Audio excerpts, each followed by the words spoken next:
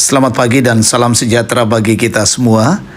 Senang bisa berjumpa kembali Bapak Ibu Saudara yang terkasih dalam waktu teduh pagi bersama Gereja Toraja Jemaat Bogor, edisi Rabu 14 September 2022. Kita siapkan pembacaan kita dari Lukas 22 ayat 54 sampai 62. Mari bersama kita berdoa. Kami bersyukur kepadamu ya Tuhan Allah, pada pagi yang indah ini Tuhan mengaruniakan hari baru untuk kami boleh nikmati. Dan sebelum kami melanjutkan perjalanan kehidupan kami mohon pertolonganmu, bimbinganmu, terlebih firmanmu yang akan kami baca dan renungkan menjadi pegangan bagi kami untuk mengangkat tugas dan pelayanan hari ini. Karena itu tuntun kami ya Roh Kudus untuk memahami firman Tuhan dan dimampukan untuk melakukannya dalam hidup ini. Bersabdalah ya Tuhan, kami siap mendengarkan firman-Mu. Ampuni dosa kami. Di dalam nama Tuhan Yesus kami berdoa dan bersyukur. Haleluya. Amin. Firman Tuhan dari Lukas 22 ayat 54 sampai 62. Lalu Yesus ditangkap dan dibawa dari tempat itu. Ia digiring ke rumah imam besar, dan Petrus mengikut dari jauh.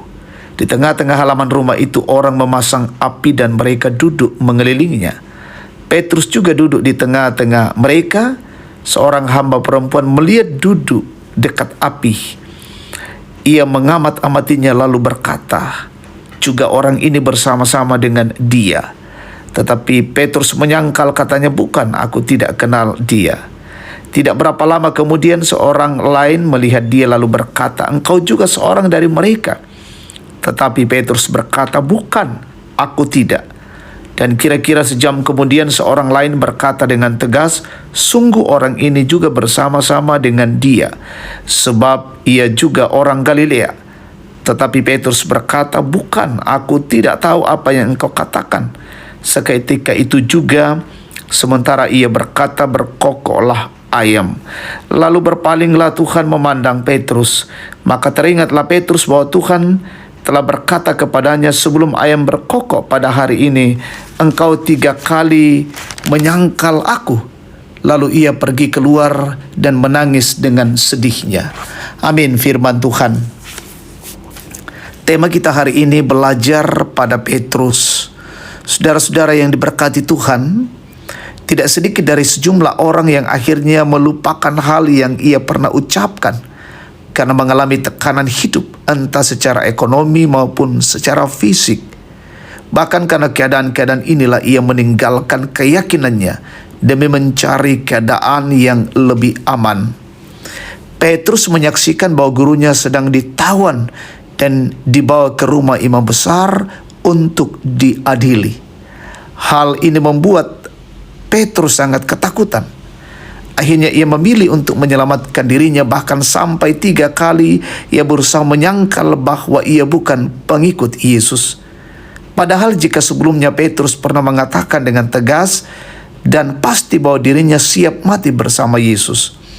Namun ternyata setelah Yesus ditangkap, ia sudah lupa dengan pernyataannya. Ia memang ikut bahkan menyaksikan penangkapan Yesus, tetapi selanjutnya ia tidak berani berbuat apa-apa karena pada akhirnya ia menyangkal, walaupun pada akhirnya Petrus menangis karena menyesali perbuatannya. Saudara-saudara yang berkati Tuhan, pengakuan iman kita kepada Kristus adalah modal utama untuk membuat kita tetap teguh menghadapi berbagai tekanan kehidupan. Memang tak mudah untuk tetap bertahan menghadapi berbagai macam persoalan kehidupan. Tetapi janganlah akhirnya berhenti pada tindakan mengkhianati dengan menyangkali Kristus. Sikap Petrus memberi perenungan kepada kita bahwa ketakutan sering membuat kita mengingkari dan melupakan semua kata-kata indah yang pernah kita ucapkan. Oleh karena itu, marilah kita mengintrospeksi diri bahwa apakah selama ini kita sudah mengkhianati Kristus yang daripadanya kita mengharapkan pertolongan dan kehidupan kekal. Amin. Mari bersama kita bersyukur, kita berdoa. Bapa, kami bersyukur untuk segala kebaikan dan kasih-Mu. Firman-Mu boleh mengingatkan kami untuk terus kami berada pada jalan kebenaran Tuhan. Kami tidak mengingkari, kami tidak menyangkali kuasa dan kasih Tuhan, tapi kami tunduk pada kebenaran-kebenaran Tuhan, pada perintah-perintah Tuhan. Sehingga kami terus didapati Tuhan menjadi orang-orang yang setia dan taat. Bapa Sorgawi, kami berdoa untuk perjalanan kehidupan kami hari ini. Tolonglah kami ya Tuhan, pimpin langkah-langkah hidup kami, perjalanan kehidupan keluarga kami dan jemaat-Mu, dan kami senantiasa dalam bingkai kasih-Mu. Ketika kami bekerja, menjalankan usaha, beraktivitas, melakukan tanggung jawab pelayanan, tolonglah kami Bapa. Kami kerjakan dengan baik dan semuanya untuk kemuliaan, hormat bagi nama-Mu. Anugerahi hikmat pemerintah kami untuk menegakkan kebenaran dan keadilan untuk negeri ini, membawa masyarakat pada kesejahteraan. Kami berdoa umat Tuhan dimanapun berada, yang mencari pekerjaan, Tuhan tunjukkan bagi mereka. Sementara dalam bangku pendidikan, bangku kuliah, arahkan setiap anak-anak-Mu, boleh terus ditambahkan kecerdasan, kemampuan, dan berjuang dengan baik.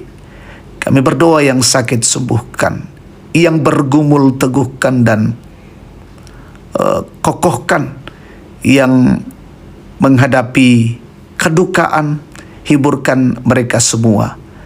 Yang dalam kondisi-kondisi mengalami tekanan, teguhkan dan kuatkan. Yang lalai, sadarkan.